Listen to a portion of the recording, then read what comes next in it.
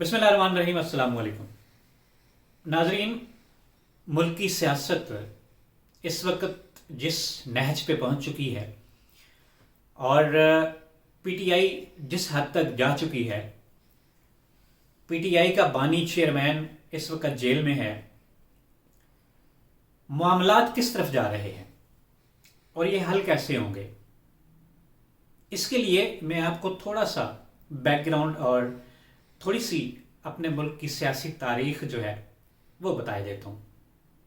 شروع کرتے ہیں 1985 سے 1988 تک محمد خان جنیجو پاکستان کے وزیر اعظم رہے، جبکہ میاں محمد نواز شریف پنجاب کے وزیر اعلیٰ تھے۔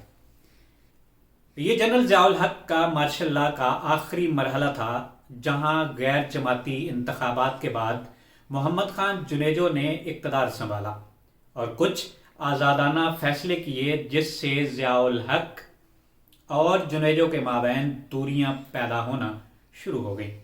1988 کے اوجڑی کیمپ دھماکے پر فوجی قیادت کی انکوائری کے مطالبے پر ضیاء سے جنیجو کا اختلاف شدت اختیار کر گیا اور 29 مئی کو آرٹیکل 58(2)B کے تحت اسمبلی توڑ کر جنیجو کی حکومت کو برطرف کر دیا گیا۔ نواز شریف اس وقت ضیاء کے قریبی اتحادی تھے اور بعد میں اسلامی جمہوری اتحاد کے ذریعے قومی سطح پر ابھرے۔ پنجاب میں پیپلز پارٹی کا زور توڑنے کے لیے مختلف بنیادوں پر ووٹرز کو تقسیم کیا گیا اور مذہبی سیاسی جماعتوں کو زیادہ تر استعمال کیا گیا۔ یہ دور پاکستانی سیاست میں ادارہ جاتی کشمکش اور جمہوریت کی طرف واپسی کی جدوجہد کی علامت بنا رہا۔ 1990 میں میاں نواز شریف اسلامی جمہوری اتحاد کے پلیٹ فارم سے پہلی مرتبہ وزیر اعظم پاکستان بنے۔ یہ سلسلہ 1993 تک چل سکا۔ وزیر اعظم میاں نواز شریف کے اس وقت کے صدر غلام اسحاق خان کے ساتھ اختلافات شدت اختیار کر گئے، جس پر 18 اپریل 1993 کو صدر غلام اسحاق خان نے اسی 58(2)B کا استعمال کرتے ہوئے نواز شریف کو بھی گھر بھیج دیا۔ دوبارہ الیکشن ہوئے اور بے نظیر بھٹو وزیر اعظم بن گئے۔ تاریخ کی ستم ظریفی دیکھیے کہ بے نظیر بھٹو کے ساتھ بھی وہی ہوا جو نواز شریف کے ساتھ ہوا تھا، یعنی محترمہ کے اپنے ہی بنائے ہوئے صدر، جن کو وہ اپنا بھائی کہتی تھیں، جناب فاروق لغاری مرحوم نے اس وقت نومبر 1996 میں اسی 58(2)B کا استعمال کرتے ہوئے محترمہ بے نظیر بھٹو کو گھر بھیج دیا۔ 1997 میں پھر سے الیکشن ہوئے اور میاں نواز شریف دوسری مرتبہ وزیر اعظم بن گئے۔ اب کی بار معاملہ مگر اور ہی رخ اختیار کر گیا اور میاں نواز شریف کے اپنے ہی لگائے گئے army chief general Pervez Musharraf سے اختلافات شدت اختیار کر گئے اور مئی 1999 کو جنرل پرویز مشرف نے ایک بار پھر ملک میں مارشل لا لگا کر میاں نواز شریف کو دیگر خاندان کے افراد کے ساتھ وزیر اعظم ہاؤس سے اٹھا کر اٹک قلعہ میں بند کر دیا۔ بے نظیر بھٹو اور میاں نواز شریف کو جلا وطن کر دیا گیا، جس کی وجہ سے بے نظیر بھٹو نے دبئی جبکہ میاں نواز شریف نے جدہ میں ڈیرے لگا لیے۔ اس وقت کے صاحب بصیرت اور دانشوروں نے دونوں قومی لیڈروں کو باہم مل بیٹھنے پر قائل کیا اور دونوں ایک دوسرے کے خلاف غیر جمہوری قوتوں کے ہاتھوں استعمال ہونے سے پکی توبہ کر لی۔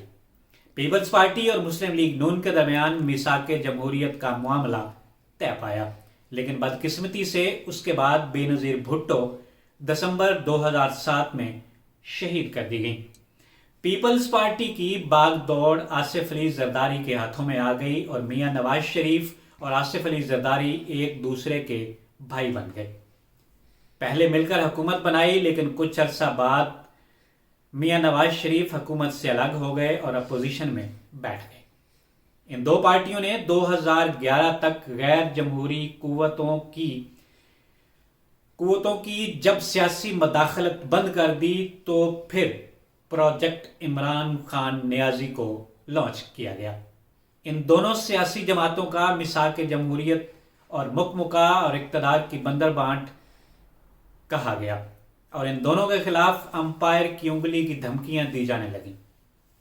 پارلیمنٹ میں موجود سب سیاسی جماعتوں نے 2013 میں تیسری مرتبہ وزیر اعظم بننے والے میاں نواز شریف کے ساتھ کھڑے رہنے کا فیصلہ کیا، جس کی وجہ سے عمران خان کو کوئی خاص کامیابی حاصل نہ ہو سکی۔ 2017 میں ایک بار پھر میاں نواز شریف وزارت عظمیٰ سے ہاتھ دھو بیٹھے اور نااہل قرار دیے گئے۔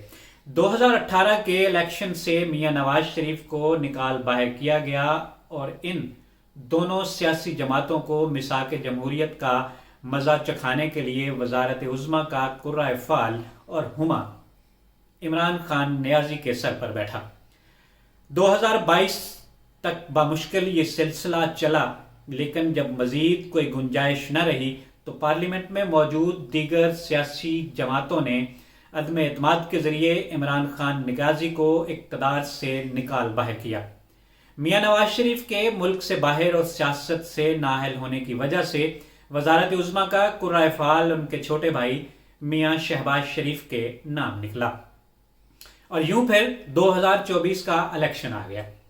لیکن وقت نے ایسا پلٹا کھایا کہ 2018 میں نواز شریف الیکشن سے باہر نکالے جا چکے تھے اور قبولیت کا شرف عمران خان کو حاصل تھا، تو 2024 میں عمران خان الیکشن سے نااہل قرار پا کر جیل جا چکے تھے اور میاں نواز شریف کو پھر سے اقتدار سنبھالو نواز شریف کے نعرے کے ساتھ میدان میں اتارا گیا۔